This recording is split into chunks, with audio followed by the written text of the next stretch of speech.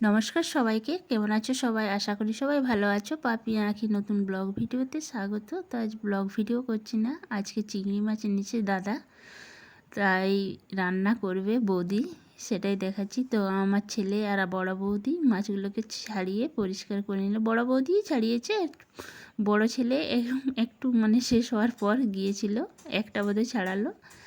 তো বড় বৌদি ভালো করে এবার মাছগুলোকে পরিষ্কার করে ধুয়ে নেবে, চিংড়ি মাছ। তো চিংড়ি মাছের ঝোল করবে, তো সেটাই তোমাদের সাথে শেয়ার করছি। তো চিংড়ি মাছগুলো ভালো করে ধুয়ে পরিষ্কার করে নিয়েছে, এই দেখো। বেশি বড়ও না আর বেশি ছোটও না, মাঝারি সাইজের চিংড়ি মাছ। তো এই দেখো পরিষ্কার করে এবার রান্না করবে। তো তার আগে চিকেন এনেছিল, সেই চিকেন রান্নাটা হচ্ছে।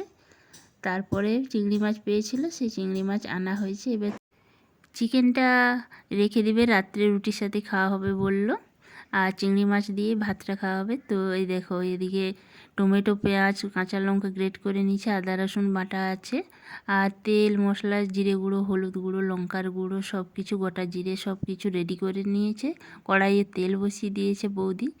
তো তেলটা একটু গরম হয়ে যাক, তারপরে এই চিংড়ি মাছগুলো ভাজবে। তো চিংড়ি মাছগুলো তেলে দিয়ে দিয়েছে, এখনও নুন হলুদ কিছু দেয়নি, পরে দেবে। তো দেখো, তো এরপর অল্প নুন দিল, মানে মাখিয়ে ভাজেনি, পরেই কড়াইয়ে একবারে দিল। তো নুনের পরে হলুদ দিল, তারপরে ভেজে নিচ্ছে।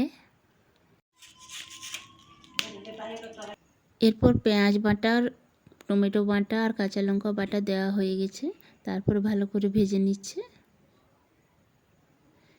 এবার মশলাগুলো খুব ভিজে রেখেছে, হলুদ গুঁড়ো, জিরে গুঁড়ো, লঙ্কা গুঁড়ো, ধনে গুঁড়ো, তারপর এদিকে আদা রসুন বাটাটা দিয়ে দিল।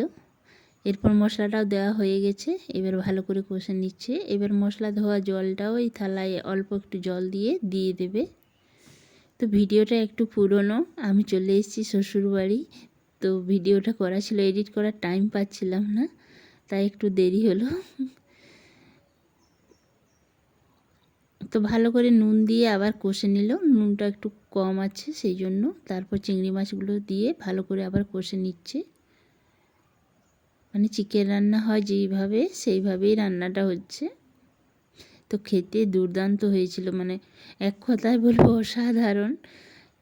মানে চিকেন মটন সব কিছু খাওয়ার পরে এরকম চিংড়ি মাছের ঝোল দিয়ে ভাত খেতে সত্যি খুব সুন্দর লাগছিল, কি বলবো, মানে খুব সুন্দরই লাগছিল। এখনও যেন জিভে লেগে আছে রান্নাটা, একটু অন্যরকম স্বাদ, মুখে এলে তো অসাধারণ লাগবেই, তার সাথে চিংড়ি মাছ।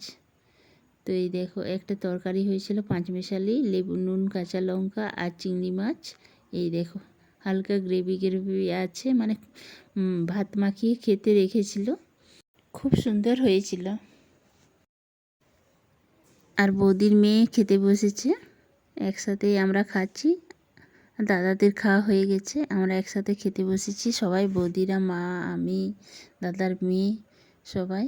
আমার ছেলেদের খাওয়া সবার হয়ে গেছে। তো এই রেসিপিটা কেমন লাগলো অবশ্যই কমেন্ট করে জানিও, একবার বাড়িতে রান্না করে খেয়ে। সত্যি বলছি খুব সুন্দর রান্নাটা হয়েছিল। তো আজকের মতন ভিডিওটা এই